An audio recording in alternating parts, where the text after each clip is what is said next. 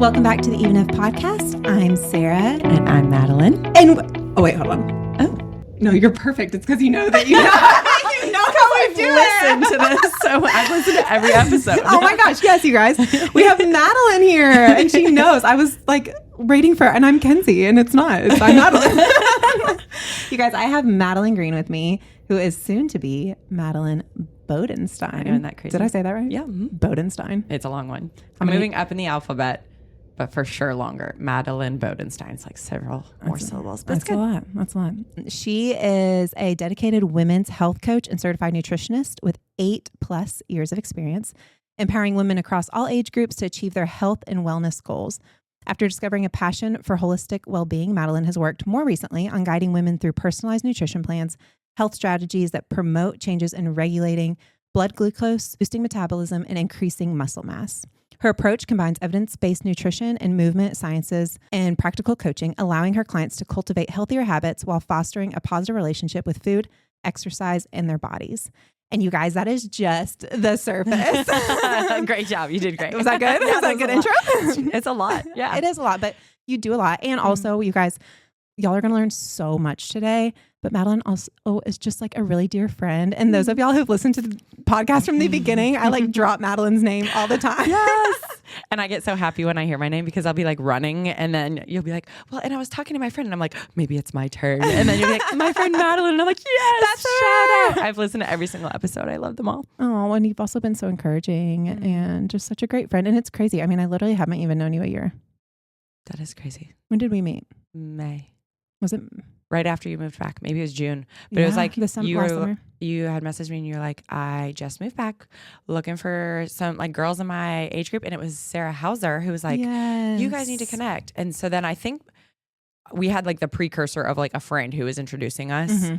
And because I think I told you this before too, like people like slide in your DMs all the time. They're like, hey, we should be friends. And you're like, yeah, okay, whatever. It's not going to happen. And now here I am. And I'm like bringing you hand-me-down clothes as if you're my sister because I don't have anyone else to bring hand-me-down clothes to. So. It's the best. She walked in literally with a bag of clothes and was like, I have clothes for you. I was like, oh, that's my love. Actually, I said, talk dirty to me. I said, that is my love language. That's my love. No, but it is so fun. Sarah, this other girl connected us together and was like, Madalene is into fitness. Like y'all are about the same age, both love the Lord. Mm-hmm. And I think I talked about you on female friendships of just like, like finding somebody that you feel aligned with and like taking that step of courage and like literally sliding in their DMs, which is what I did. Yep. And was like, hi, do you want to go on a walk or grab coffee? And I'm like, look where we are. Yes, I'm so grateful because it was definitely a point in my life where I was so busy that so many of my friendships were like just like taking a lot of energy where it's like somebody who lives way across town or somebody who has just a perfectly opposite schedule of mine. So they're like so totally free at 7:30 in the evening. And I was like, gosh, I'm going to bed at 7:30 in the evening. And so it was like friendships where I love all those girls, but it was just like harder to match. And I feel like you were like, do you want to go for a walk? And it was when I was in my walking era and I was walking everywhere all the time. And I was like, yes, I really want to walk. It was easy. Yeah. And I think that's what's been such a gift is just like our friendship's been so easy. And then I got you a job. Such a blessing. Okay, yeah, part 2. So then I was like, work with me every day. Yeah. So we go on this walk. We're talking about how she is a strength and conditioning coach at this high school and she works with a lot of moms. And I'm like, oh my goodness, I'm a life coach for like high school girls. I'd love to get to know your moms. And so she was like, come to my mom's class. So I go to your mom's class, meet some other women, kind of talk about what I do. And then one thing led to the next. And they were like, we also are looking for another girl strength and conditioning coach. If you want to, you're perfect for everything we're missing right now. It was like, cause you were like, I just don't know. I have nothing to like fill my days. You're like, I have my clients, but they're in the afternoons at like 3, 4, 5 o'clock. Cause all my girls are in school. And then fitness was like, we need someone from like 7:45 in the morning till like 2. And I was like, I think I texted you and I was like, you could take as many of these blocks or leave them as you want. And you're like, can I take all of them? And I was like, if you're crazy, but sure. I am crazy. No, full-time job. So fun. It's been so fun to work with you. And literally probably since day one, I like fangirled over you. And I've told you that to your face, but I'll tell you again. I feel the same. And I feel like once we get to know each other, there's never been like a moment where I'm like, oh, now the film comes off and I see who you really are. I feel like every single time I like get to know more about you, I'm just like, she's real. Like, how are all the layers so good? Because it just keeps going and going. I love you. I love you. Oh, well, this is so fun. I have told Madalene for months that she's going to be on the pod. And so it's finally happening. And I've wanted to start my own. So this is like encouraging to me to like get behind this little microphone and practice and like see the prep work and the setup. So I can be like, okay, this is what it takes to do it. Yes. You know, just and get you to like, should.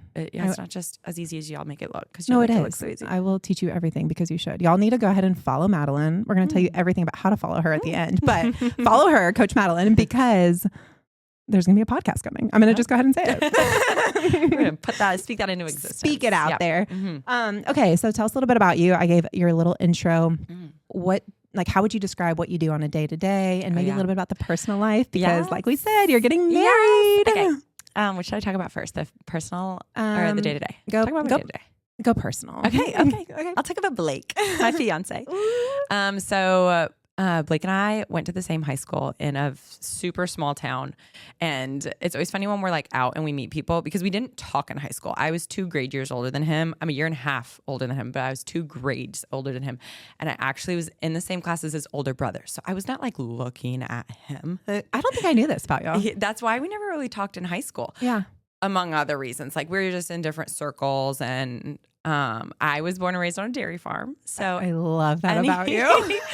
Any like time, day or whatever. I have 5 younger siblings. So I like literally would get to school, do school, and then like gather up all my siblings and get back home to the farm. And Blake was like playing all the sports. He was like football, basketball, baseball, and like going to all these sport camps. So our paths just did not align / cross in the least. So we truly graduated and I did not look back. I moved to Clearwater, Florida, went to Clearwater Christian College, which I loved and held so dear to my heart. And sadly it closed right after I graduated because it got too small. The college closed? Yes. Oh. Essentially, long story short, the president switched and wanted to like, it was getting really small. So he like made some rules, like got rid of the dress code and got rid of like made curfew later and things like that. And 3 or 4 of the like major donors were like, we're out. And then all of these bills were due and they just couldn't make it work. So he tried and I think he had the right idea. Yeah. It just was not the right It didn't time. work. Didn't work. I know. So everybody's like, what college did you go to? And I was like, I wish I could recommend it, but it's like, It's it not doesn't even exist there anymore. But then I graduated and went off to grad school in Chattanooga. Again, loved it. Loved all the Southern accents. Loved like real deep South people. Yeah, you do. Chattanooga has those mountains, those curvy winding roads. They were so fun. I got like my first taste of like barbecue and like fried chicken where I was just Welcome like, to this the is South. different. Yeah. Loved it. Fell in love with the South. And I was like, okay, I love Tennessee, but it's not Chattanooga. What is it? And then I was like, I am only 2 hours from Nashville. Like, when I graduated with my athletic training degree, I was like, let me explore Nashville. So I just absolutely like sprinkled my resume all over the Nashville schools. I was like, all of them. And I was like, whoever will pick me up would be great. And what were you trying to do at this time? Athletic training, which is like sports medicine. Yep. But what's crazy about that is the school that ended up picking me was the only one, and it is truly the only one I think I could have worked at. If I look at any of our competition where I'm like, I could not have worked at that school. Now that I know more about it, or now that I know like what that school stands for or whatever, like one of them was an all-boys school, and I threw my resume at them, and I was like, gosh, what do I think I was doing? I did zero research. Crazy. I just wanted to live in Nashville, which is why whenever you're like, born and raised here, I'm like, I'm so jealous because I did everything I could. I was just hoeing my my resume out everywhere. But anyways, the school that was meant to pick me up picked me up, worked there for 6 years as an athletic trainer, and then I just got sort of burned out on the athletic training side because it's basically like you're in a school as a nurse, but further because you go out to the fields and you're like with them in practices and at basketball practices, and it runs super late. So your day starts at like 2 when they get out of school, and you go to the end of practices, which sometimes was like 5 or 6 o'clock. You're like, great, I had a super short work day, but sometimes it was like a football game that was in Chattanooga. So we're traveling with the football team, getting back at 2 a.m. And I was just like, I don't think there's no longevity here for me. Wow. Yeah, that's a lot. It was a lot. A lot of hours, a lot of time. Exactly. At the same time, I was like trying to date. So it was weird to be like, I was like, well, I'm not really available Friday night because I'll be working a football game in Chattanooga, and guys be like, what? That's interesting. But the other part of it was that at the same time, so since we didn't start till 2 p.m., I started my mom's group in the morning. I started to like pick up some random like personal training, really. It started at a Gold's Gym, which is how I met some of my like best friends. Here in Tennessee? Mm-hmm. Where's in Bellevue. Oh. It I is used to not be a cute. Gold's Gym girl in Charleston. Well, you I would didn't- not like this one. Was it like trashy? Kind of Yeah, like, it's not. It was like, I mean, Bellevue is just not like Belmead. It's just a little bit. Yeah, it's Bellevue. Okay. I was thinking Belmead. I know. It's a little bit different. No. Okay. Bellevue. I know. I love Still her. Have probably some friends who live up my there. alley. There's some good areas, but there's some bad areas in Bellevue. Yeah. And this is like a bad area in Bellevue. Okay. But I. So you started this moms group Well, for moms first- at the school. First, I actually started, I'm rewinding a little bit. I Okay. started at that Gold's Gym because I was like, I don't know anyone. I need somebody to get me clients. I see. Yeah. And it was the most random people who would come in. And I would be like, I have nothing in common with you. You're a 55-year-old guy who has hormones that I do not have and who has goals that I do not have. You want to get absolutely ripped out of your mind. And I don't know how to tell you to do that. Yeah. And no, I can't even spot you to be able to, push you as hard as I need to. So it was like the clientele, I was like, I'm not the best for you. Yeah. Yep. At the same time, the moms started to find me because I would like post a little bit about, I'm doing training this morning or whatever. And the moms who like happened to already follow me on Instagram were like, do you ever train at the school? That'd be so great. And so then I started to look into how to make that happen, had conversations with the people in charge, the athletic director, everybody, and got permission to. And then it started to grow and grow and grow and grow. And it got to the point where the athletic director came back down and was like, what are you doing here? And I was like, I don't know. They just keep coming out of the woodwork. I swear. And it was awesome because then like, I started to be part of the school tour. Like when they would take tours around, they were like, this is our mom's workout group. I've seen it. Some moms now that are part of my workout group are like, yeah, we saw this when we were on our tour. And one of them's like, this is why I picked the school. I think she's joking, but it's funny.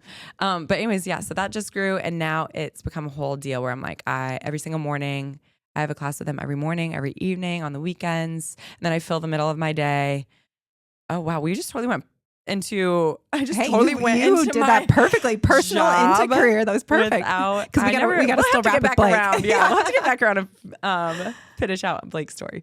But yeah, so now I come to the school, do one of my mom's workout classes. And it's not exclusively moms. It just happens to be moms because they all drop off their kids and literally walk into the room. So it ends up a lot of moms. Yes, it's not exclusively moms because I have done it. And that's how I went to the class. That is the mom's class that I went to. Yeah.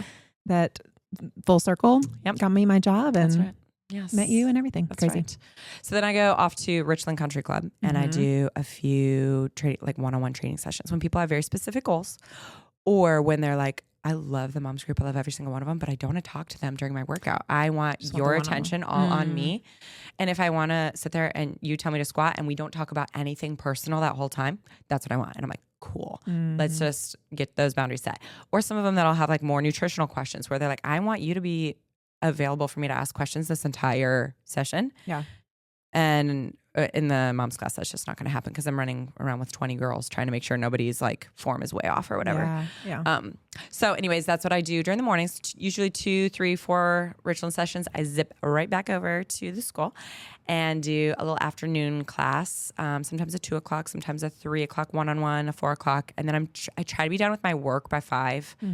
That's become a really good balance for me. If I can be done with my last session by 5, or sometimes I'll take a one-on-one back at my apartment complex after that. So it feels like I'm on the way home, just going to get one more done. It's just felt really good.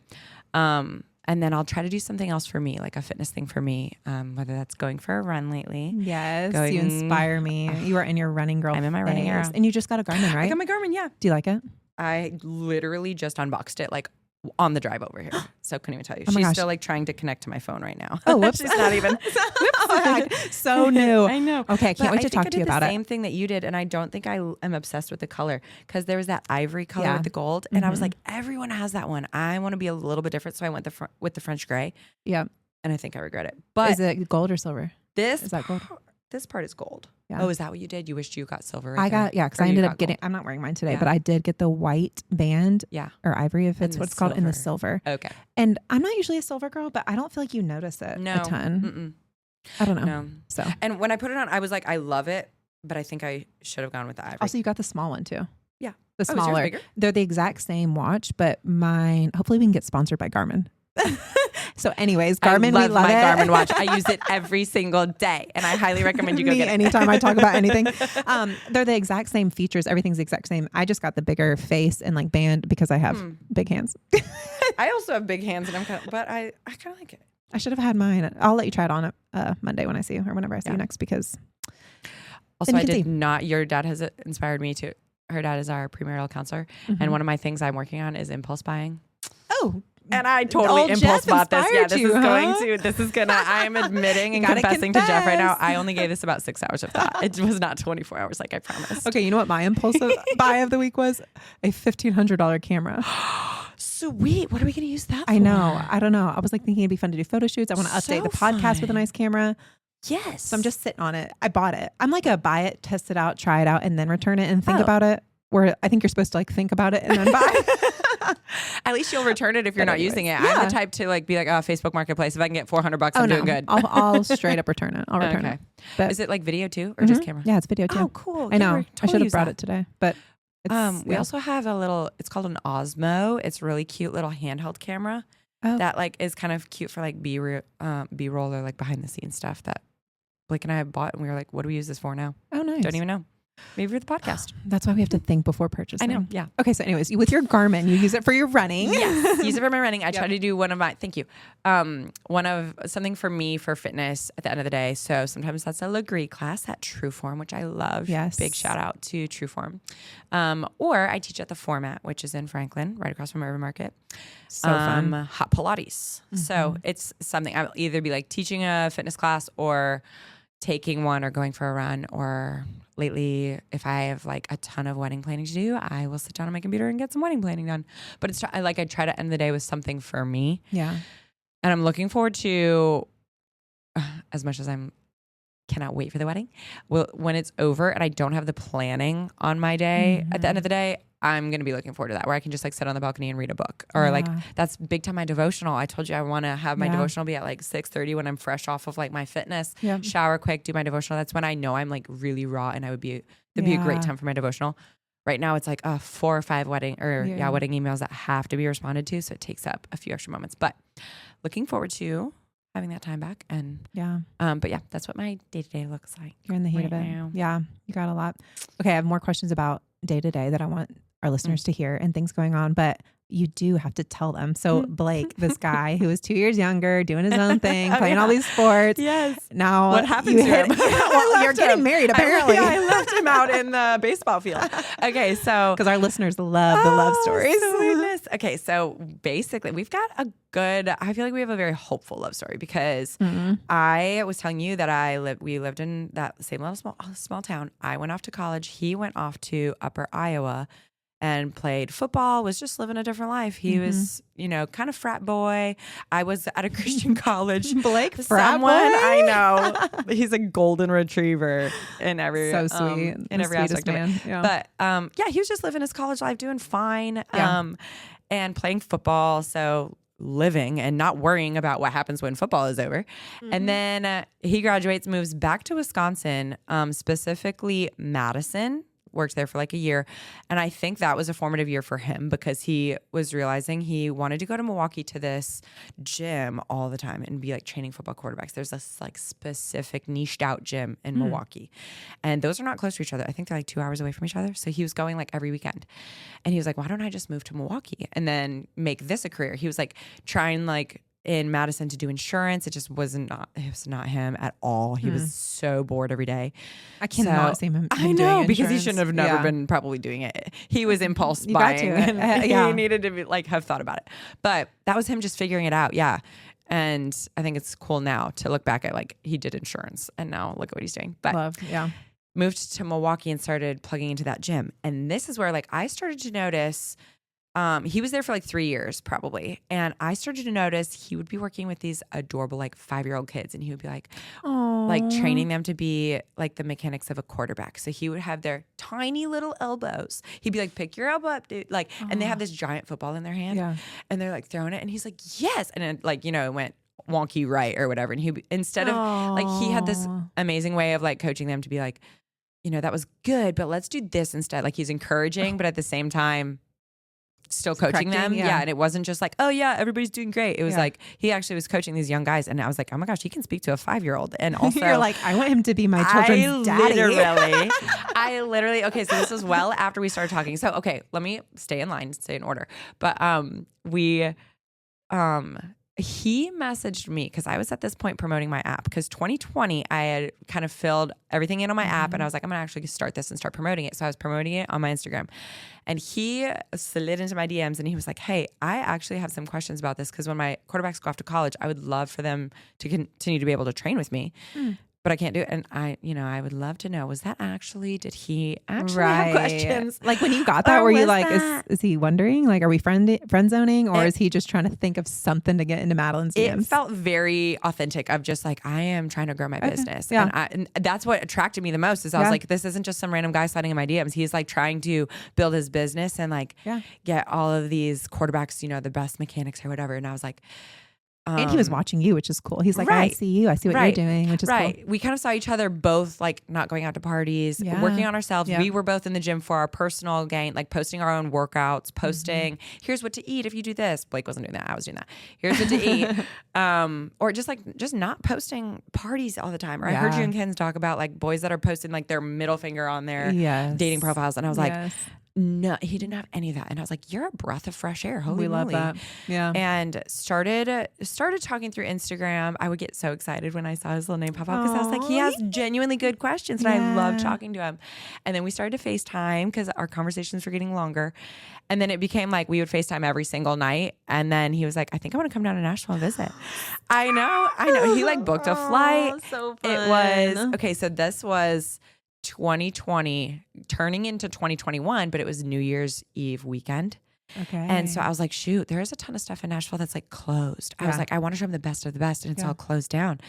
And so one of my best friends, Sarah Taylor, shout out, was like, we're going to throw him the best house party. She's like, you just name whatever we need to do. And I was like, let's like cater Chipotle and invite everyone we know. And we probably broke a lot of COVID rules because we had like 30 people. Then. I want to be there. No, you would have loved it. So we had a photo booth. Loved it all. I love a good house party on New Year's, honestly. Yeah. And it was a great house party. So fun. But he came and he just like, this was the first time he and I really hung out like with other people / with each other, like truly hung out. And he just blended seamlessly into all my friends. I know.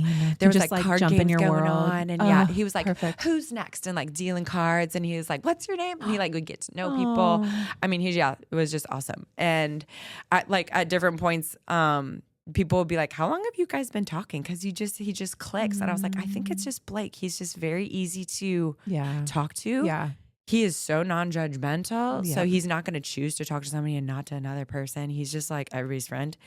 And that night I was like, I'm going to say this I'll say this on the podcast, but I'm going to say this in my vows because he knows it. But that night I was like, whoever gets to marry this guy is the luckiest girl. I didn't think it was me because I was like, my jaw is wide open. I was like, something's going to happen. I'm going to wreck it. Or like one of us is going to get bored. He's going to get tired of me or something. I was like, whoever gets to marry him is so lucky. I know. I literally have full body chills. That's so sweet. Yes. And just like, I kept waiting for the ball to drop. I kept like, as we got talking, I would go there in February. We'd book our next trip. He would come here in March. I'd go there in April. And then it was like, I think in July, he moved down to Nashville and started working at the same school you and I work at. So it was funny because I was like, let me just get a little meeting for you with like a few guys that work at the school. Maybe they'll know. They're all football people. I just like was throwing football people in the same room. I was like, here, talk. See what you all can come up with. Yeah. And when they came out of the meeting, they're like, yeah, we want to hire him here. And I was like, that's great, but do you know that we're dating? Like, this is not going to be weird because we were dating first before you had him. Like, I want you to know we're dating. We're going to stay dating. And literally, I remember the athletic director at the time was like this guy from Texas. And he was like, I was scared of him. He was like so tough. And he was like, well, we can be mature about it if you can be mature about it. And I was like, yes, sir. I love it. Yes. Aww. So then, it's so fun to see our high school girls and our high school boys. They both look up to y'all so much. I know, and it's so fun seeing y'all there, just from somebody on the outside. Like, I love watching him with the boys, watching you with the girls, and I'm like, what a dream team. Oh, I just love you guys so much. It's so fun. Yeah. So how many days till the wedding? 52 or 51. I know, or I should ask. Might be 53. It's 1 month and 25 days. I have 2 different countdowns going on. It's okay. The one that's 1 month and 25 days, I'm sure of. The other one, I am not quite sure of. The knot reminds me because every time I pull up the knot, it's like in my face, it's like 52 days. Oh my gosh. And at first that was stressful, but now it's like, it's comfortable because I can get So everything fun. done that's left on my plate. Yeah. It's like all the little, like the programs for the place settings and all the little. The details. Yeah. The details, which are like, what's comforting about that is you can get that done in a day. You can sit down and be like, okay, I'm going to make the menus and I'm going to make the QR codes for this and I'm going to make this sign today. And you can get it done in one day. When it was like, okay, we need to go to 4 tastings for all of these different food places before we spend $10,000 on a meal for 250 people. It was like, these feel like astronomical chores that we have to do. Yeah. And it was all between like, we weren't just going to take off work for a week and be like, oh, let's just do our food tastings this week. It was like, we would both have to work in the morning. I'd be like, okay, I'm going to meet you at this place for lunch. And we'd zip over, have a food tasting, zip back into work, and then like talk about it later and be like, so what did you think about the BLTs or whatever? About the BLTs. Yeah. And that's combos these days. This entire wedding has been planned like between sessions, I feel like, or at 9 p.m. Okay. Let me ask you this, because you talked about this at the very beginning. Just, you know, I have this and then I go do 4 classes here and then this and this. And then I do it for myself and I try to find find time to run or to go to a Legree class. Like, do you feel exhausted or do you feel like you're in a good rhythm right now? Or what would you say? Yeah, I did feel really exhausted all winter. And that's why I feel like I gained 10 pounds of pure fat this winter. And it was because I was stress eating. It was like, I was looking for any dopamine and I was eating whole foods, and I know whole foods. I'm a nutritionist. I know what's good and what's bad, but I was like 1 tablespoon of almond butter, but I was like a heaping shovel of almond butter on my like smoothie bowl or whatever. Or I would like get a thing of raspberries and just like house the whole thing. And I would be like thinking that was all pure sugar. That had no protein in it at all. But it was giving me such a dopamine in between sessions, and my workouts seriously fell off this winter. I was doing a few Legree classes here and there, but if I looked at my caloric input versus output, like seriously, I know I was eating way more than I was putting out. And I could go on a trail about this too, but it was like you like maybe feel a little self-conscious about yourself and go on Instagram, see all these gorgeous girls who are like, you guys need to be, they're honest, but they're like, you guys need to be eating more to boost your metabolism. And I was like, okay, I'll eat more. Thanks for telling me. And so like, sometimes it's like, this advice is great, but we have to really look internally and be like, how much am I exercising? How much am I lifting? And it wasn't matched. So at that point, I felt stressed and food was my outlet instead of exercise. Right now, I'm at the perfect opposite. I've got a good handle on my food, started running again, started lifting heavy again, doing Legree and hot Pilates every single week / teaching them. So then I know I'm in the hot room an extra hour, just sweating a lot more. And it just feels like now when I eat food, I burn it and I'm like genuinely hungry again. Whereas before I would eat at certain times of day, but my hunger cues were all off. And I was talking to a girl about this the other day. She was like, how do you know when to eat? And I was like, your body should tell you it with, your stomach should growl. You should feel a little nausea. Your saliva should, just be in your mouth, especially if you're thinking about like savory foods. If you're thinking, wow, I could really go for some eggs and jerky right now. That's hunger because your body's like, I want protein because I'm low and I need something. If you're thinking like, another Starbucks would be good. And like that bakery donut, I'm so hungry for that bakery donut. Like check internally and be like, am I actually experiencing hunger cues telling me I'm hungry? Because our body will almost never be like, hey, you know what we could really use? A donut. That's our brain and our heart and our emotional cravings. It's like being able to separate what's true, what your body is truly telling you versus like what you need versus what you want. And that's where I think this winter I got lost, was because I was so drowning in all the wedding things that my hunger cues were all off. I was oversaturated with sugary food and I didn't know how to listen to my hunger anymore. And even just like being in between session breaks, I would eat a chomp stick or like an almond butter and peanut. What am I saying? Banana and almond butter. And I'd be like, all of these are good foods, but I wasn't even hungry. I hadn't done anything yet to trigger needing food yet. Yeah. So I was just eating because it was a session break rather than hunger. Okay. I think all of this is such helpful information and like can be so overwhelming to somebody who has no idea where to start, right? It's like, okay, well then do I do true form and Pilates and the format and then a Legree class and lift heavy and how do I eat? So I thought raspberries were good for me, right? So it's like, where do you start for somebody, first of all, who is so overwhelmed by this? Like, what does that even look like? Where do you begin? I start, if I have a true baby client come in who doesn't know anything, like any way to eat or anything like that, I encourage her to look at whole foods first.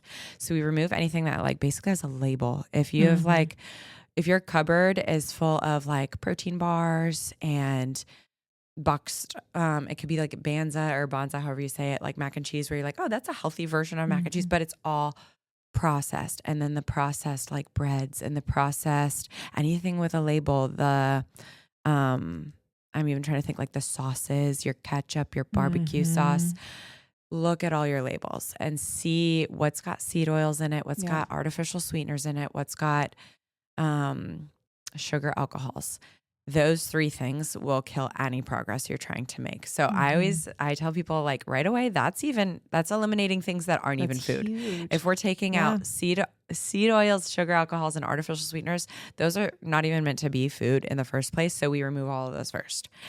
Then from there, you go into like, okay, now we're going to try to eat, like cook a little bit more at home, make only whole foods. You're making sweet potatoes with chicken and broccoli. Amazing. Now let's look at your ratios of all 3. We want this to be a lot of protein, a little bit of your sweet potato, a little bit of your veggie. Or if you're like super hungry, which is me, I'm a volume eater. Then I want like a nice giant salad full of veggies, some protein, like maybe some sweet potatoes on it. Where at one point in my life, I had my macros backwards, which macros are your macronutrients, your proteins, fats, and carbs. I would have like an avocado bowl, which is just pure, gorgeous, healthy fats. So it was way too many healthy fats. And I would put a little chicken on it and a little pico and a little bit of like a drizzle of something and call it an avocado bowl. But it was likely at least 50 grams of fat and like 20 grams of protein. And what you want is if you calculate your whole bowl and your bowl is 600 calories, it best be 10% protein. So your protein ratio you should have 60 grams of protein if that bowl is 600 calories. Mine was probably more like 20 grams of protein in 600 calories. Well, if you do that math, if only 20 grams are protein, that is a carb and fat bowl. And if you're not running marathons and working all of that off, it's sitting in your body and sitting in your muscles, and your muscles are just holding on to it. And then when you put more food in and more food in, they're like, we don't know where to put this. We're going to store it. So then I do a little macro education where it's like protein is your most satiating macronutrient. You hear that on all the podcasts. You see it on all the reels. Prioritize your protein. And it's like, well, that's why, because that will make you stop eating all of the other things that you're not actually hungry for, that are your emotional cravings. So it clears the food noise if you've got your protein right, which then becomes your chopsticks, your hard-boiled eggs, your beef and eggs that you always talk about, essentially. Yes. And then I would say then make sure we're moving, and it can be any version of movement that you like.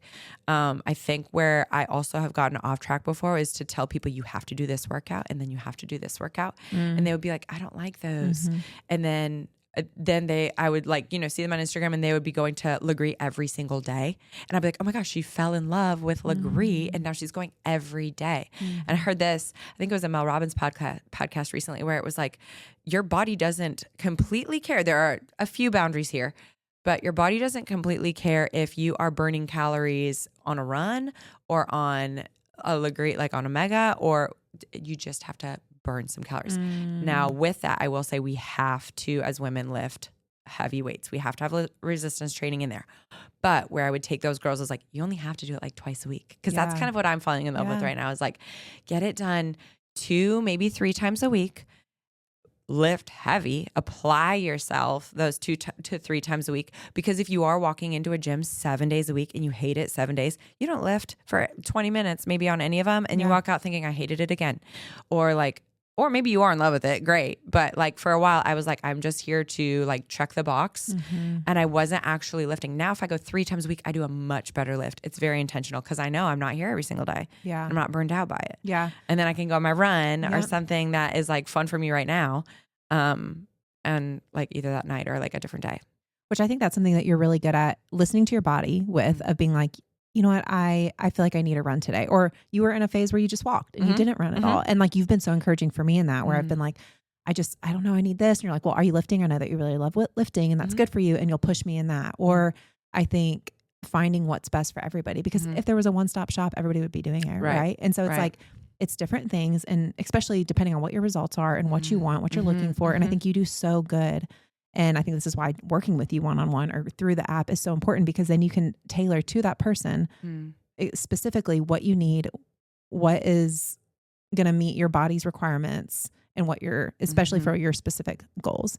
But I love that you talked about strength training because I know that's something you're super passionate about. Yes. You started a lot with the food. If you have no idea where to start, you said like talking about Whole Foods and going there. But then we talked about a little bit with strength training. So let's back up to the beginning of what first sparked your passion for women's health and strength training, and how has your journey evolved over the past 8 years? Yeah, that's a fun question.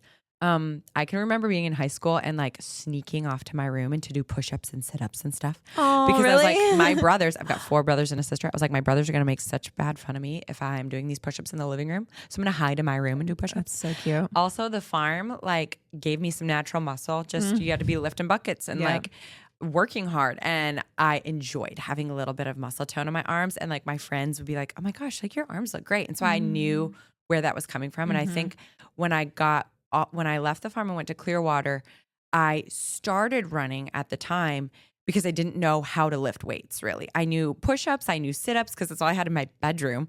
I never had lifted weights in high school. Yeah. We didn't really have a weight room that was like guided or anything like what we have now at our school. And so I started running thinking like, okay, well, this is what all the other college girls are doing. And I hated it at the time, which is funny now looking at me where I'm like, I just ran 7 miles. Yeah. But at the time I was like, I didn't feel good. I wasn't enjoying it. I was in Florida. So it was like 120 degrees. Oh my gosh. Yeah. And You're I was just like, melting. Yeah, this is heck. And so I sort of got off track there, but then just, I think with the coming of Instagram, that's like when I was in college is when Instagram was starting to be a bigger deal. And you could start to see like girls starting to take advantage of that and like have a swipe through workout or something. And they would be like, look, this is one you could do in your dorm room. And I would be like, oh, save that. And I would have these little routines where I would kind of do them in my dorm room, or I started to discover dumbbells a little bit here and there. And I was like, I love how accomplished I feel after this. I felt this total different feeling from going for a run where I felt like I wanted to die and I wanted it to be over to like weight training was something I looked forward to every day. Even if it was a little HIIT training where you had like some jumping jacks in there and you still got out of breath, it was shorter. So I was like, I'm not 4 miles away from the school and now I have to run back. I was like, I can do this for 30 seconds. So it kind of was like, okay, there's different levels of fitness here and there's different, there are like different group classes and different, like it's fun to do this with a friend or whatever. So I kind of fell in love with it during college, but the end of my undergrad and the beginning of grad school. And then on top of that, during grad school is when I really learned the guts of like all of my athletic training. And so putting all of what I was doing in the weight room together with the muscles I was learning in classes, I just got this whole new appreciation for like, oh my gosh, that's why I feel it right there, because that's a hinge. And there are 3 muscles to the hamstring. So that's why I turn my feet this way or that way or whatever. It's like, that's why she wants to do that. And then I also could fact check people and be like, put like being heels on this or toes on that or whatever, where she says that's going to target more quads. Like that's totally wrong. And I would like start to learn all of those things. So it became something I was good at because I knew the education behind it. That is huge. I think that's where, I mean, it's so encouraging probably too to other people to hear this. Because I didn't lift either in high school. Like I was an athlete. I played soccer, but I don't know. We probably went into the weight room and like slung 5-pound dumbbells around. Like I have no idea. I don't have any memories really. And I played college soccer too. And I'm like, I don't remember. I mean, I didn't know Olympic lifting. I didn't know any kind of, I mean, I learned that later in life. And I'm so grateful that I'm in my 30s now and I'm so confident in a weight room. But I think a lot of that, you nailed it. Like it comes from having the knowledge and education, because it's like, it is scary for girls to walk into a weight room and have no idea what to do. And this is something that I know you can go on a tangent about because we've talked about this, but it's just like that strength training that empowers us and gives us confidence. Like that is transformative in so many areas. And I think you and I get to see that at the school we work at. Like you see these girls come in and be like, I'm not going to back squat. I'm like, why? And you ask these questions and you dig in and they're like, well, I don't really know how. I'm like, yes, you're my girl. All right, get behind the bar. Like, and let me show you. And it's like when they do that and then they can put on a 25 and they can put on a 45 and it's just like, then you understand the why. And I think you're so good at educating people on the why, which to me, I'm not even a why girl. I'll just do anything because I'm like, that looks fun. I literally. Yes. But I think when I know the why, it builds confidence and it builds like that education for me helps me. I don't know. I just think it grows that confidence. Yeah. Yep. And then that like turns into like you're talking about sport specific. So then it's like, why do we have our cheerleaders push heavy things above their head? Well, it's like, look at their sport. They're pushing heavy people over Yeah. their head, or not super heavy people. Your flyers are not normally heavy, but they're Yeah. pushing people above their People. head, which is Right. not characteristic of any other sport. Yes. So it's like, you've got to have That's a why we're strong doing core. overhead press. Yes. Yeah. Yes. And so it's like all of a sudden these like barbells come into life, where it's like, oh, that's why I need to do that. Or I love when girls are like, I want to be able to jump higher. And I'm like, okay, cool. I'm going to have you do a hang clean. And they're like, why? Yeah. And I'm like, do you see how your hips drop back? And we're like pushing this barbell forward really hard. It's like a fast RDL. You're pulling this barbell up really fast, that fast hip explosion. I was like, now go stand over there and do a box jump. And they do the exact same motion with their hips, where you drop down with your little booty squat and then pop up onto your toes. And I'm like, imagine you can push 135 pounds in a hang clean or a power clean really hard and fast. What is that going to do to your box jump when you have no weight on you at all? You're going to bounce up there. over it. Yeah. Yeah. And then they're like, oh, like I get this one too. And then like that, essentially like that also can translate into vertical speed, or like, what's this? Just horizontal. That's just like straightforward speed, or just like lateral, like training laterally, training change of direction, all of those, where they're like, okay, this isn't a scary place. This applies to my sport. And if I want to be good at soccer, I can see how being good at changing directions really fast would make me good at soccer. And then they like totally buy in. And then, I love what you said. Like, I love when the girls like are a little timid coming in at first, and then pretty soon they're like, what's on the list today? And they're like tossing their hair, throwing their hair back in a bun. And they're like, oh, heck yeah, hang cleans. I love these. I love it. I love it. Okay. So along those lines, what would you say are some of the biggest transformations, physical or emotional, that you see when women start strength training? That confidence. And honestly, it goes into everything. Like women who are like, a lot of my current clientele aren't from the school. A lot of mine are the mom's class or branches of them. Hey, I've got a friend over here. She's too nervous to train with the group, so she would love to do a one-on-one. And they would like pay extra for a one-on-one because they're nervous. And so you see that confidence coming out of it, where they might join the group after a while and maybe leading a pack. I've got a few who I started them off as little babies in a one-on-one.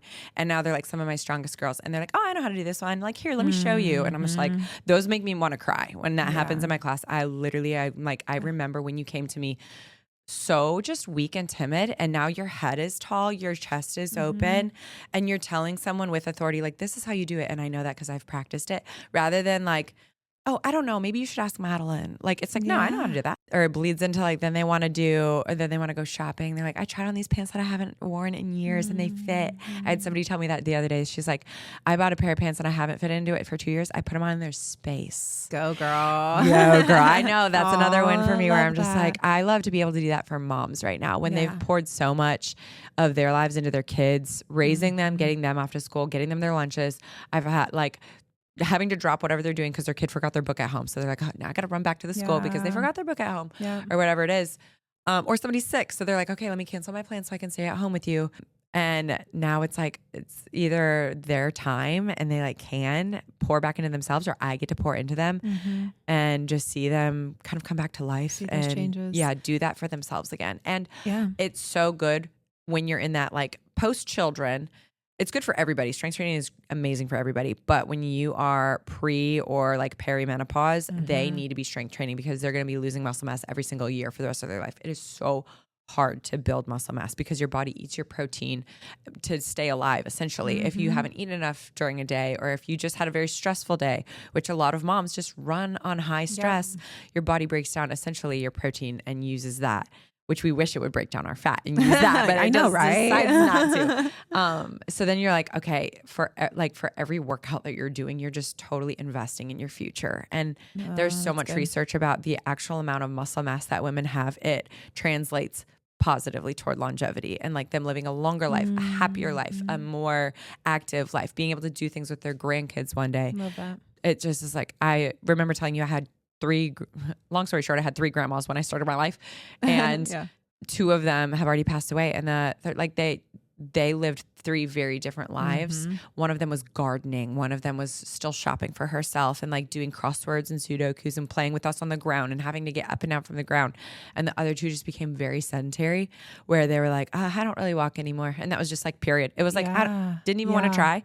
Just period. I'm just in a wheelchair now. And it's like, you could, there's nothing wrong with your legs. You're just tired. I'm tired too. I don't sit down all the time. We got to keep trying. And a little bit, I wish I either lived closer. They all live in Wisconsin, but I wish I could have talked to their nurses of like, hey, make her walk every single day. Don't care how much she fights you.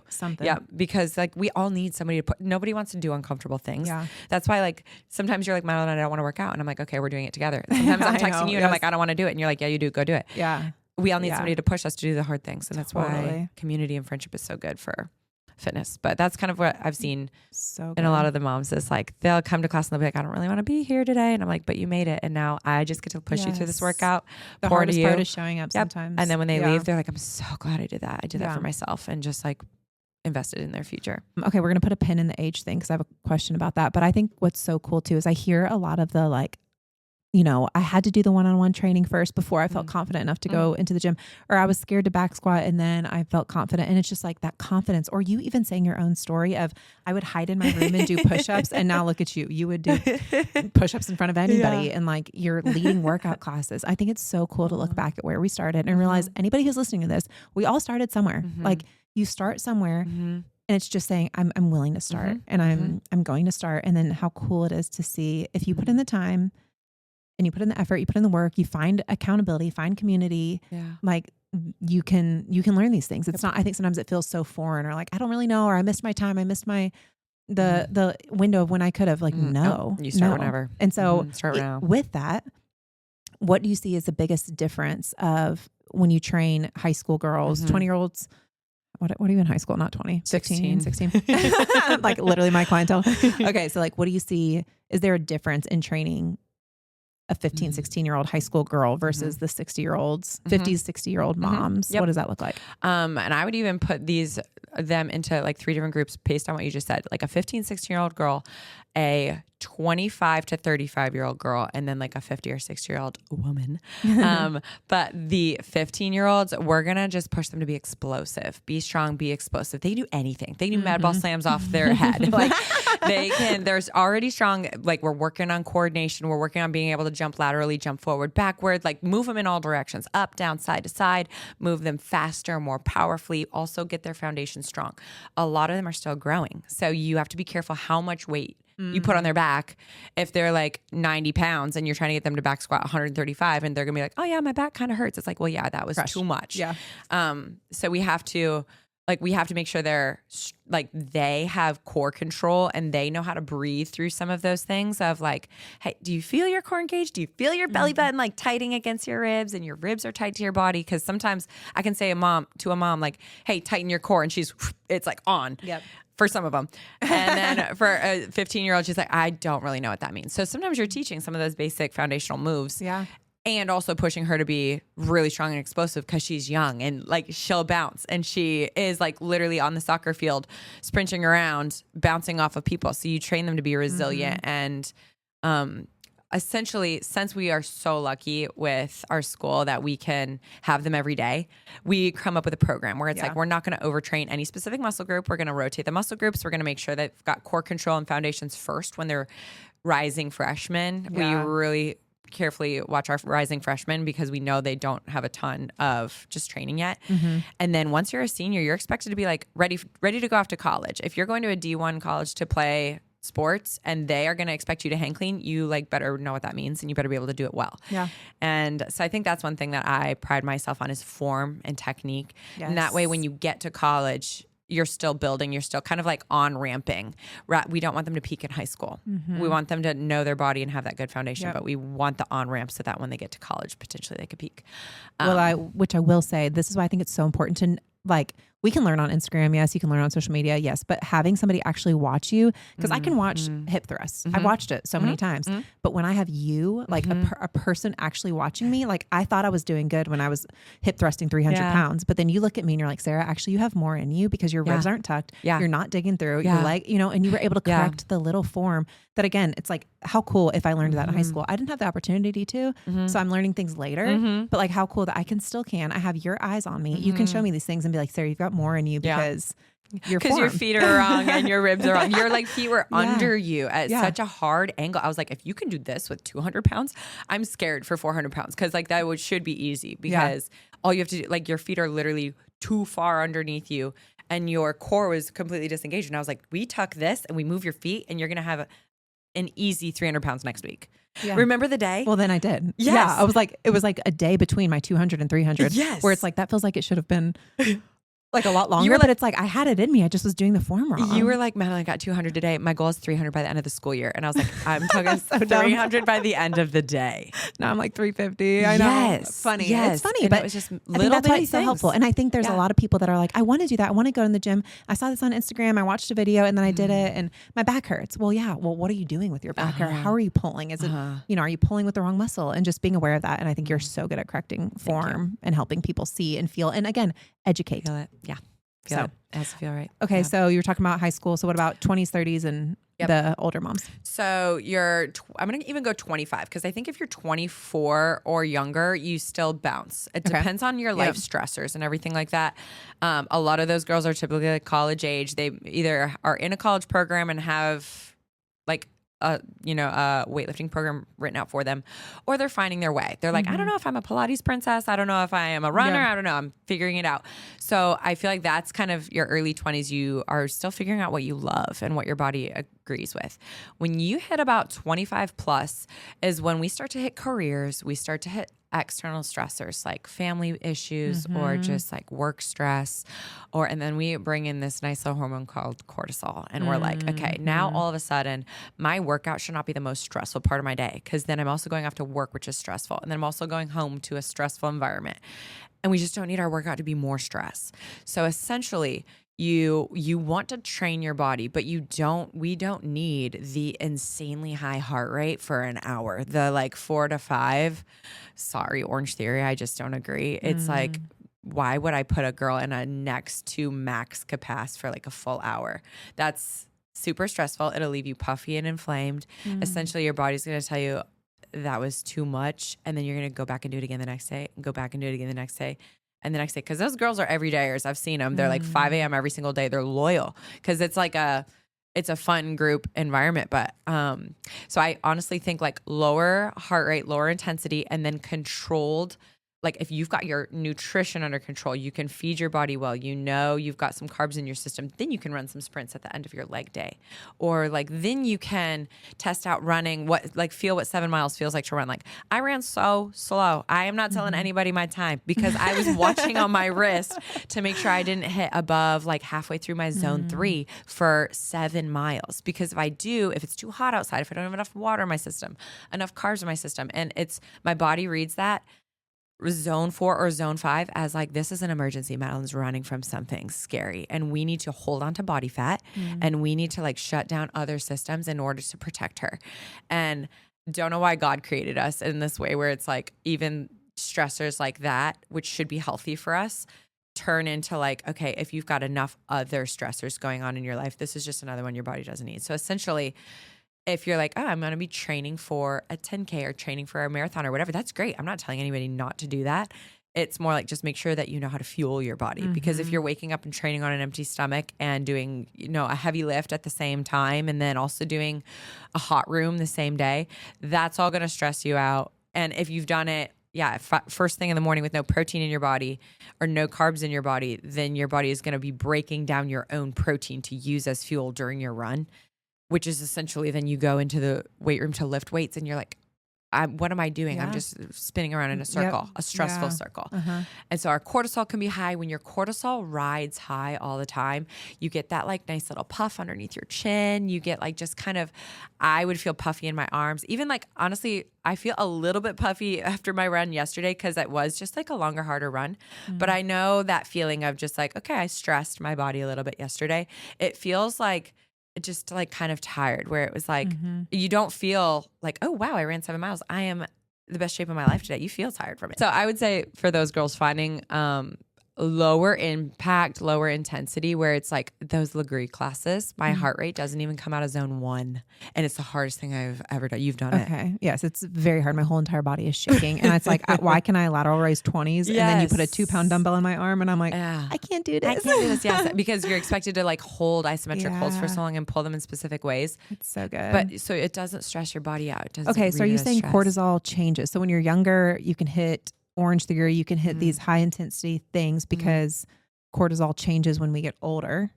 Is that what you're saying? Sort of. Your hormones change. Your hormones change, which is... So essentially your life changes. A lot of times when you're 16, you don't have the same issues as you do when you're 18 or 20, 25.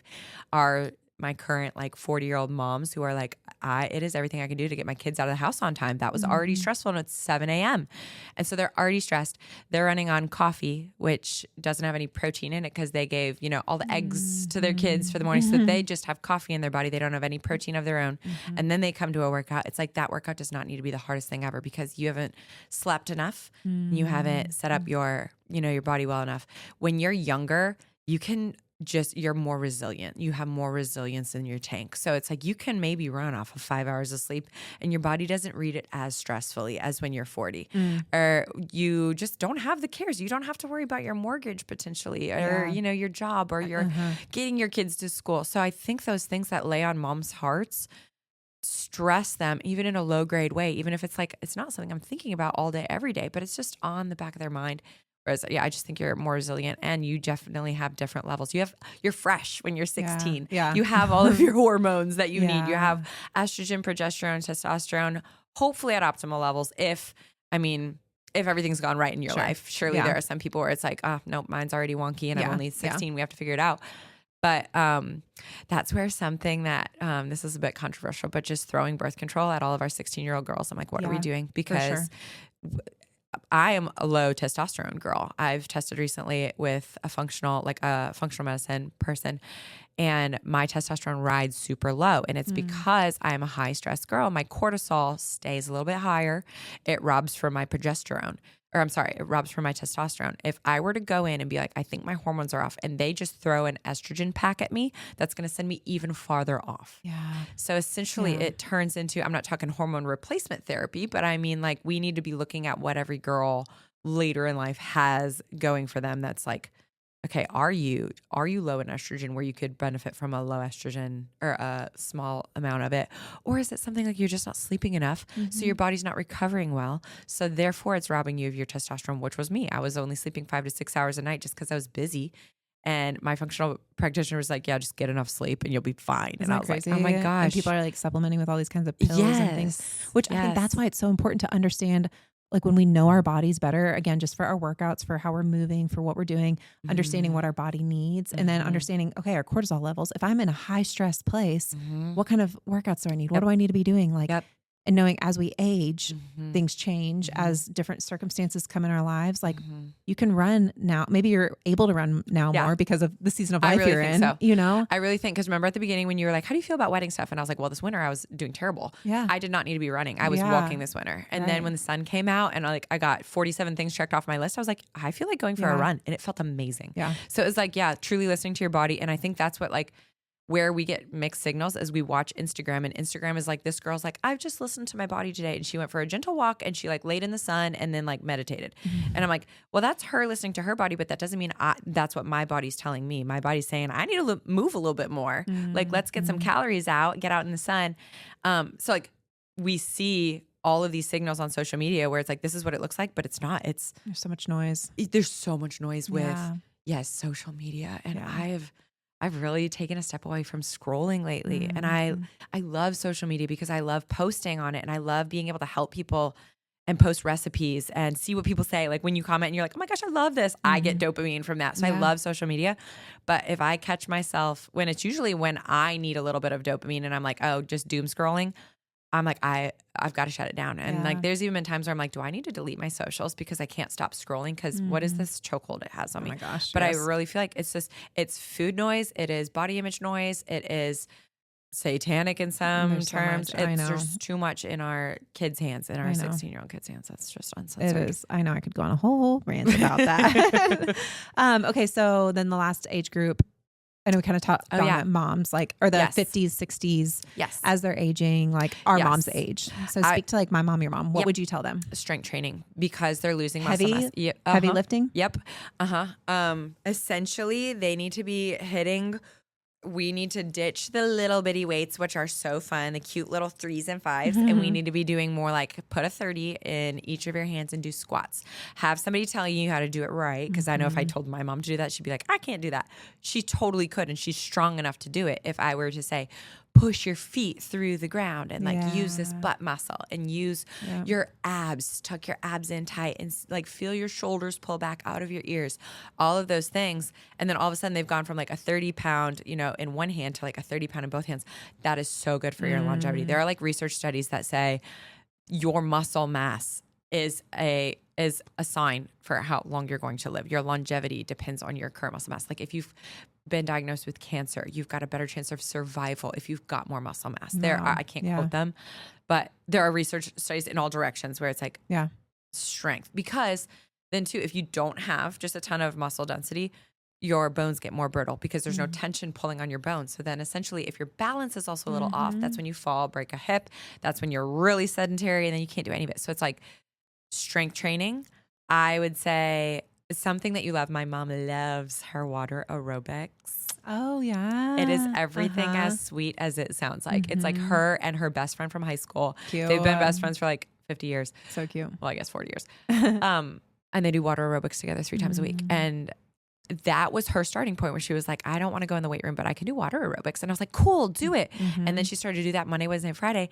And then pretty soon she was like, well, now I walk on the track 1 hour before water aerobics just to get my body warmed up. And I was like, oh my gosh, that's great. Now we're walking. And then when she walks on this track, essentially in the building where she works, it surrounds weights and stuff like that. And I've always been like, Mom, get in there and do some of the weights, do some of the weight machines. And eventually she finally was like, well, now on Tuesdays and Thursdays, I'll do the weight machines. And she doesn't have me right there beside her to be like, this is how you do a barbell push press. So she just does the weight machines and it's resistance training. Yeah. She always tells me like, I try to bump the weights up as much as I can. Cute. And if I feel like I can do like 8 to 10, then I know the next time I need to do a little bit more. And that is perfect. That is right where she needs to be. So strength training for these women in this demographic is going to help for longevity, building muscle. What about like losing fat? Is that, would you say at that age, is it nutrition? Is it the walks and the water aerobics? Like what's going to help burn fat? So the muscles are already going to help because it boosts your metabolism. Muscle burns more. It's our most active tissue. Your bones don't really burn any fat or burn any calories by just existing. Your muscles need fuel. So your muscles, when they move, they actually use some of our glucose. Our muscles store a lot of our glucose, which is what, things that we eat, to simplify it. And then, so you're actually burning calories just by having more muscle. So essentially, if you have a day where you ate a few too many calories, you're good. You're covered because your body's got more muscle. And it's like, I got you. I'm going to be burning fuel anyways. Your basal metabolic rate, or what you burn just by being alive, goes up when you have more muscle.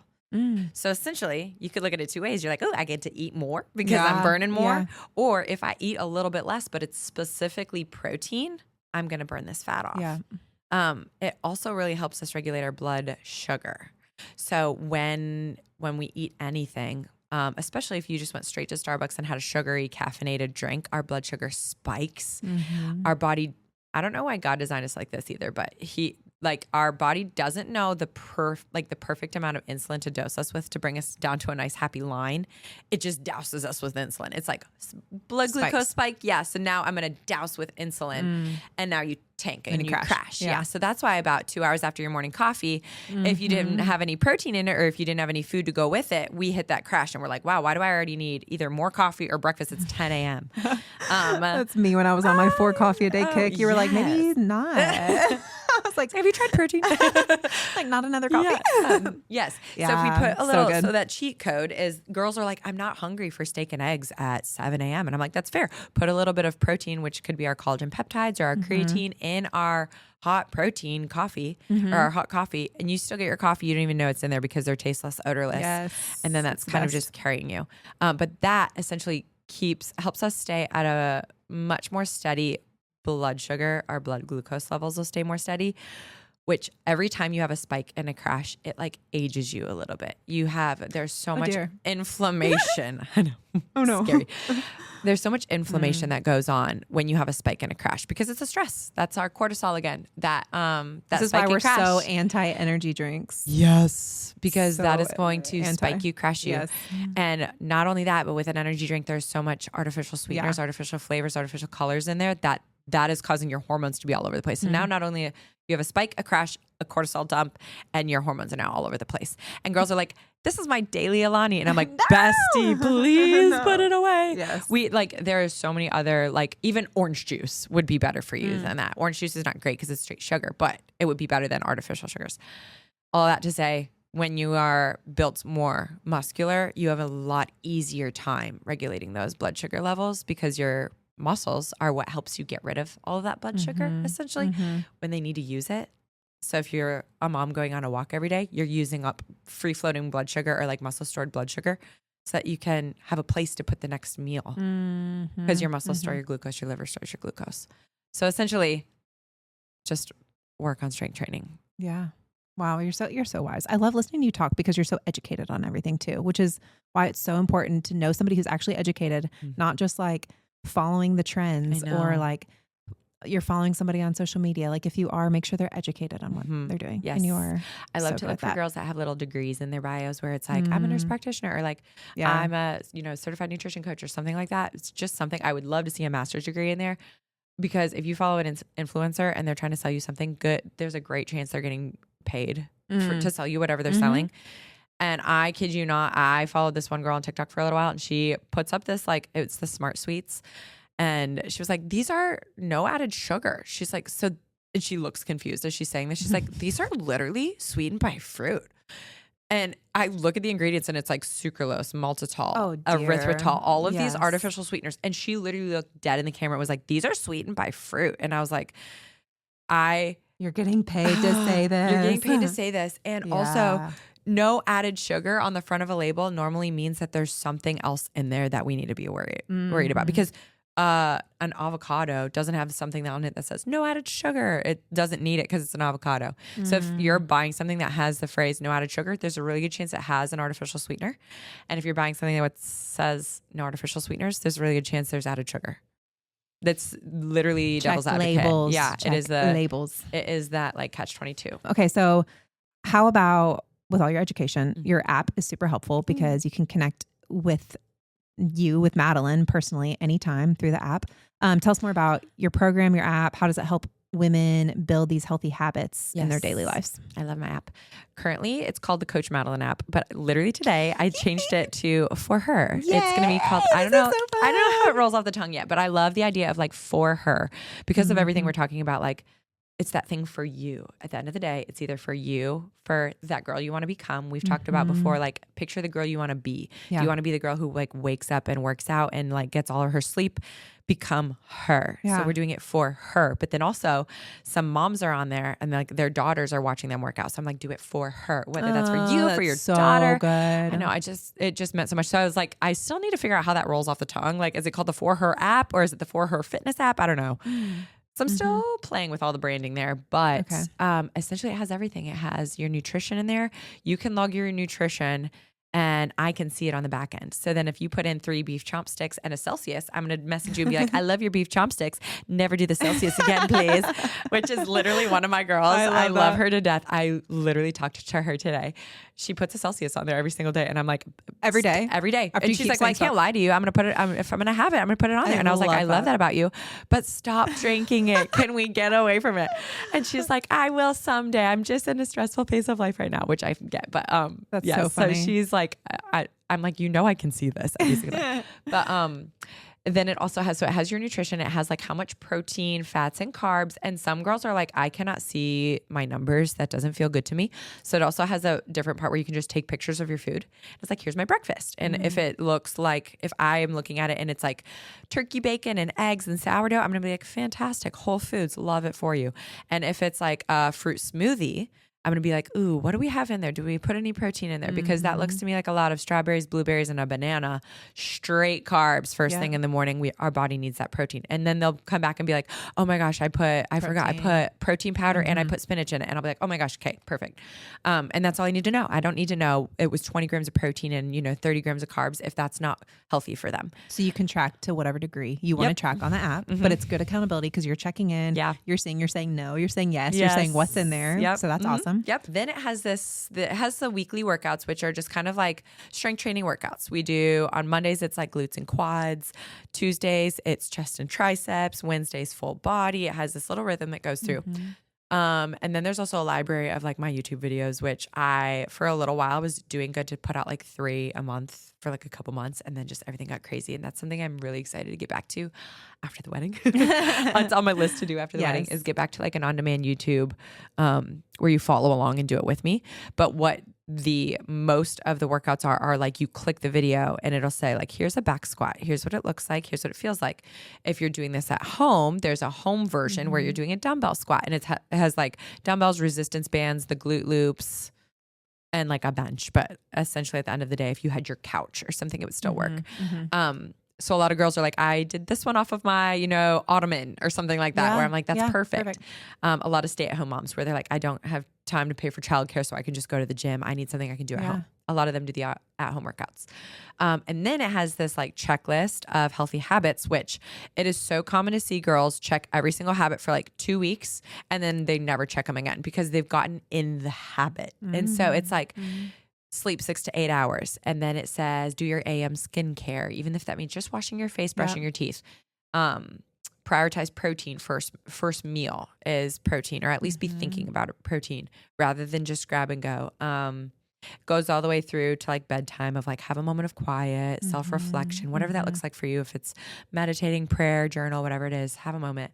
And I'll see girls who will be religiously tracking for like 3 weeks and then it'll just be like crickets and nothing. And I'll be like, what's up? And they're like, I'm just doing it now. I don't need the boxes anymore. I'm like, that's amazing. That's exactly what it's for. Yeah. Yes. And that's the same thing with the nutrition piece is a lot of them will jump in. And I think this is where the phrase get back on track like came from. I can't like, but it truly is. It's like after Christmas, the holidays, your sugar cravings are all over the place. And you're just like, I don't even know what my portions should look like anymore. I've been grazing for 2 weeks. Let me figure out what 3 square meals looks like again. They'll come back in and they'll track for like a week or 2 weeks and they'll be like, oh my gosh, I was way too high on my healthy fats. This was such a great reminder. I wasn't hitting my protein at all any day. And that's what it normally is. It's like everybody's too high on fats and carbs. And no one is ever like, oh, I accidentally ate too much protein, because we don't gravitate. We don't gravitate toward protein that much because it's so satiating that we're like, I'm never going to overeat. I think that's what's one of the most helpful things about having that app is the accountability. When you see like, oh, wow, I'm supposed to have this much protein and I'm tracking it and I'm looking that I'm barely even hitting half my goal, or to see like, okay, look at these workouts. And I feel like also what's so cool about your workouts on the app, like I think you and I, it's easy to use these words just like, a barbell and back squat, but for people who aren't used to that, you see like something in this workout and I'm like, what does that mean? I don't know. I think I've heard of that before. You have it written out in videos. So I can watch this video if I don't know what an overhead press is and watch you do it and then put my weights in. And it's just, I think you can use it to however extremity you want. Maybe you just want it for the checklist and the nutrition. Maybe you want it because you need your planned workouts. You need the accountability. Like I think what you've created is amazing. And I can't wait to see the rebrand and all. I love the for her. I do too. I'm really excited about that. It feels really good. Thank you. I love it. Okay. So how can people find you, train with you, connect with you, the app? Right now you said it's about to be rebranded, but how can they find you now? Coach Madalene on Instagram is the easiest way. And Madalene is spelled Madalene, which is weird. So it's Coach Madalene. And then all my stuff is linked in my bio from there. So it's like you can find the app, you could find the in-person classes if you're a Nashville girl and you want to try out the mom's class. Perfect. They're so nice. You'd be like welcomed with open arms, and probably like Carissa will bring you some I love it. garden fruit. Truly. I saw somebody first class. I saw somebody at the farmer's market this weekend, and she was like, "Can I come to that mom's class?" I was like, "Yes." Yeah. She's like, "I've seen you post about it, and they look like my age." Yeah. I was like, "Yes, come." And what's so funny is so many of them will be like, I was intimidated to start, and now I'm like inviting all my friends, and they say they're intimidated to start, and I feel like they're silly for being intimidated, but I remember being intimidated. It's always like that going into I think any social setting in general, but That's especially true. fitness or like, and these moms are also cute, but it's just like they're also so welcoming and real. Amazing They'll people. roll in like late and be like, sorry, 4 of my kids couldn't get it together this And you're like, morning. "It's okay, stop talking. It's time to work out." I like blow a whistle at them. I'm like, we're going to say that to the end of the class. Okay, well, So we have Coach to wrap Madalene. soon, but we have exciting things coming up. Can we tease a few about the post-wedding kind of stuff that you're working on? I'm so excited. I am so excited for my wedding. I cannot wait to marry Blake. Yes. But the wedding planning, I don't have a wedding planner. I'm doing it all myself. So I was telling you, it just is taking up every free minute of my space. So when that's over, I am likely going to do a bride guide, essentially, which is like 12 weeks of exactly what I'm doing with my macros, what I'm doing with my food, what I'm doing with my workouts from the 12 weeks up until the wedding. I love it. That nice little metabolic health reset where if you just like, I don't even know where to start. I am so far off track. Like, what do I do? That'll be likely the metabolic guidebook. And then I really want to do a gut health one, but I need to do a little bit more research before that one. But gut health is just the center. The more I learn about what we're introducing into our gut is truly like the center of like what makes our hair grow and what makes our skin clean and what makes us have energy. It's like, why am I not doing like starting from the center? It feels like starting from the heart. So I want to do that eventually, but I need a little bit more research first. But there's just a ton of things that all girls will ask the same questions over and over again. And I'm like, I just need to put a book out there so that y'all do. So it'll be like a little e-guide. Yes. I feel so grateful to be in close proximity with you because like we'll be at work and we're just like, okay, girls warm up. And then we're all of a sudden like, okay, what have you been learning this week? And you're just like, I read this book and have you heard of this? And I just feel so lucky to learn. Have you heard of tongue scraping? Where it's like, I'm like, no, but should I buy one? I'll buy it literally right now. Yeah. I'll send you the link. It's so fun. Also, I meant to say this earlier, but I will put all of Madalene's stuff, Coach Madalene, how to reach her in our notes, in the show notes here. Perfect. So you can find it there. And then I asked Madalene to end today of like, what is the encouragement you would give to women listening? If this feels overwhelming, it feels like a lot, like what is her even if? Even if your body, fitness, health, whatever aren't exactly where you want them to be or where you think they should be, God loves you. He's created you in his image and encourages you to take care of your body as the temple of his Holy Spirit. I love it. And what I love about Madalene is she is not only like fitness queen girly, she also has such a beautiful heart for the Lord and incorporates that in everything on her Instagram and in classes, praying before classes. And you just have such a beautiful soul. Thank you. So thank you for being here. Thank you for having me. This is I've loved it. fun. I loved every second of it. I feel like we could have gone for 6 more hours. I know. I was thinking that too. I was like, wow, we're already. I know. But hey, I loved it so much. Well, remember, even if